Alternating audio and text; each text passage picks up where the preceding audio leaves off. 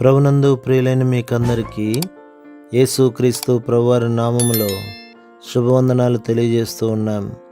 దైవజనులు బ్రదర్ భక్త సింగ్ గారి పరిచర్యలో నుండి అలసిన వాణిని ఓరడించు మాటలు మార్చి 13. ఈయన మాటలను మీ హృదయములో ఉంచుకొని వాటిని మీ పిల్లలకు నేర్పించవలెను. ద్వితీయోపదేశకాండం 11వ అధ్యాయం 18-19 వచనాలు. నయమాను ఎలీషా యొద్దకు వెళ్ళి అతని మాట ప్రకారం యొర్దాను నదికి పోయి 7 సార్లు మునుగుట ద్వారా స్వస్థపరచబడుట మాత్రమే గాక ఆత్మీయముగా కూడా స్వస్థత నొందెను. ఆ దినము నుండి అతడు జీవము గల ఇశ్రాయేలు దేవునికి తప్ప మరి ఎవరికైనాను మ్రొక్కుటకు నిరాకరించెను. నయమాను రాజుకు దేశాధిపతులకును తన ఇంటిలో బానిసగా ఉన్న ఆ చిన్నదాని ద్వారా తాను ఎట్టు జీవము గల దేవుని తెలుసుకొనగలిగినో చెప్పి ఉండును. అతని మాటలు విని అనేకులు వివిధ అవసరతలతో ప్రవక్తయగు ఎలీషా యొద్దకు వెళ్ళి ఉండవచ్చును. ఆ విధముగా నయమాను జీవము గల దేవునికి సాక్షి ఆయను. ఇదంతయు ఆ చిన్నదాని యొక్క తల్లిదండ్రుల నమ్మకత్వమును బట్టి జరిగెను. ఎందుకనగా వారు చిన్నప్పుడే ఆ చిన్నదానికి జీవము గల దేవుని గూర్చి ప్రవక్త గురించి చెప్పి ఉందురు. ఆ విధముగా తల్లిదండ్రులకు తమ పిల్లల విషయమైన అత్యధికమైన బాధ్యత గలదు. ప్రతి బిడ్డ దేవుని వరము. దేవుని వాక్యమును నమ్మకముగా బోధించుట అనున్నది తల్లిదండ్రుల గొప్ప బాధ్యత అయి ఉన్నది. చాలామంది తల్లిదండ్రులు తమ పిల్లల ఆత్మీయ జీవితమును గురించి చాలా నిర్లక్ష్యముగా ఉందరు. దానికి ఫలితముగా పిల్లల యొద్ద నుండి సంతోషమును ఆశీర్వాదమును పొందుటకు బదులు వారు దుఃఖమును నిరుత్సాహమును పొందుదురు. అంతేగాక దుఃఖముతో బహుగా కన్నీరు కార్చవలసి వచ్చును. వారు తమ పిల్లల ఆత్మీయ జీవితం విషయమైన బాధ్యత యందు నిర్లక్ష్యముగా అశ్రద్ధగా ఉండిరి.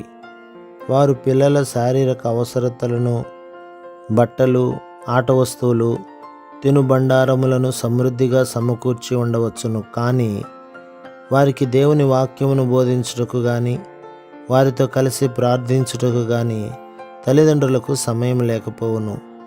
వారు అనేకమైన ఇతర విషయములలో తీరిక లేకయుండిరి.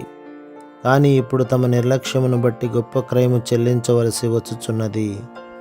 దయచేసి అబ్రహామును గురించి దేవుడు ఎట్టి సాక్ష్యమును ఇచ్చుచున్నాడో ఆదికాండం 18వ అధ్యాయం 19లో చూడుడి.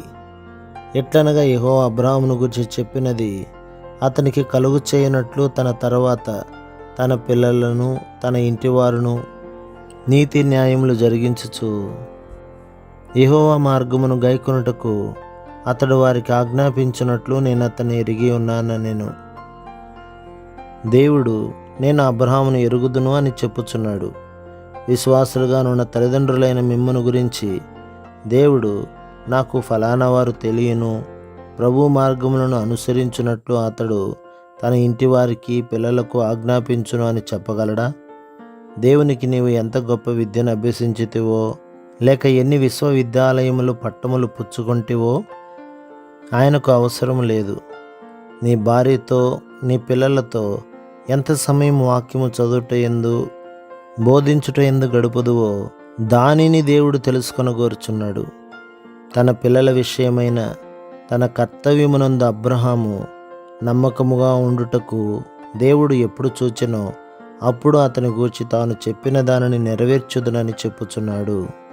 తల్లిదండ్రులు తమ భాగము తాము నెరవేర్చిన ఎడల దేవుడు కూడా తన భాగమును నెరవేర్చును.